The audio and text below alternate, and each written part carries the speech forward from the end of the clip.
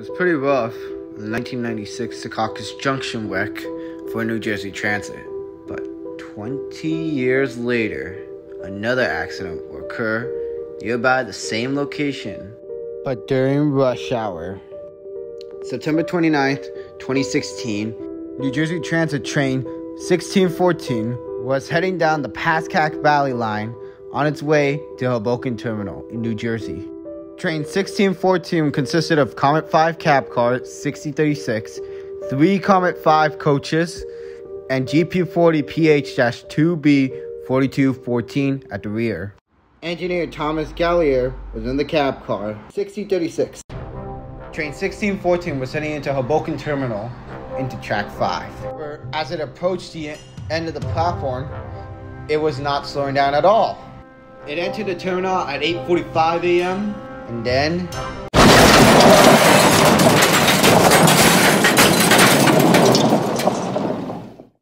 with that horrific crash right at the height of rush hour, that train crashing with no warning, passengers say it didn't even slow down. It happened at the Hoboken station in New Jersey, right across the Hudson River here in New York City. The chaos after the crash, dazed passengers making their way out, walking away from the wreckage. Train workers leading them through wires and fallen beams. First responders rushing to the scene. More than 100 people were injured, at least one person dead. ABC's Gio Benitez is on the scene in Hoboken. Tonight, that rush hour horror. These are the terrifying first images of the mangled mess inside the train station. The packed commuter train speeding through the barriers and crashing into the station. Debris and wires everywhere. Passengers stunned. At 8:46 a.m., the train derails, crashing onto the bumper post and crashing into the Hoboken Terminal Station.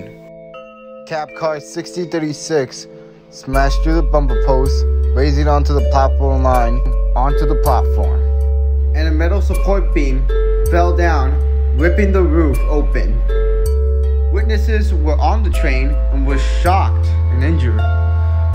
Many of them stated that the train never slowed down before entering the station, even while it was on the station. Approaching the station, so everybody's thinking the train is going to slow down, and just collided. The emergency calls began pouring in. We have a train that has gone through the station. We got multiple walking wounded. We got serious structural damage here in Hoboken Terminal. Transit employee Michael Larson watched it all from about 30 feet from the station. It went through the air, traveled about another 40 feet, and the train flying into the depot. Just kind of couldn't believe what I was seeing. Others simply hearing the crash. All of a sudden, I just hear this wicked, gnarly metal sounds like nails. Emergency response was quick as it happened close to this downtown area of Jersey City.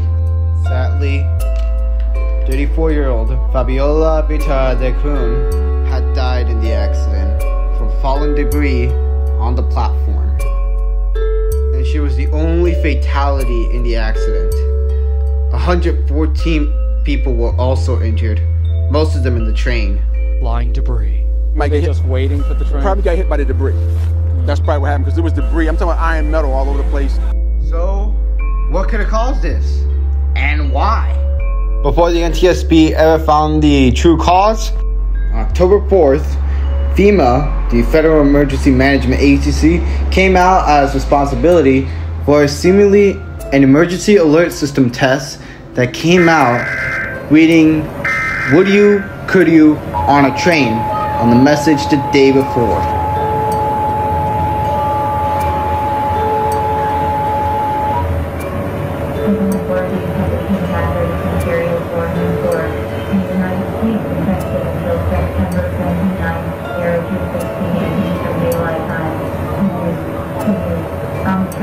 Although this was ruled out as an error in the emergency alert system, and it's pure coincidental, the actual cause was later found to be an undiagnosed sleep apnea on the engineer Thomas Gallier.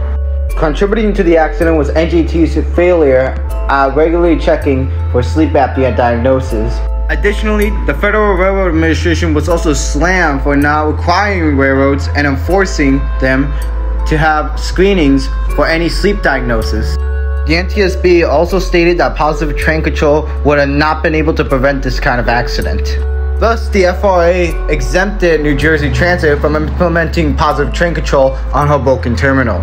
In the end, cab car 6036 was repaired and put back to service, and it's still on NJT today. DP40PH-2B4214, as it was undamaged, was quickly put back to the service and still operates today.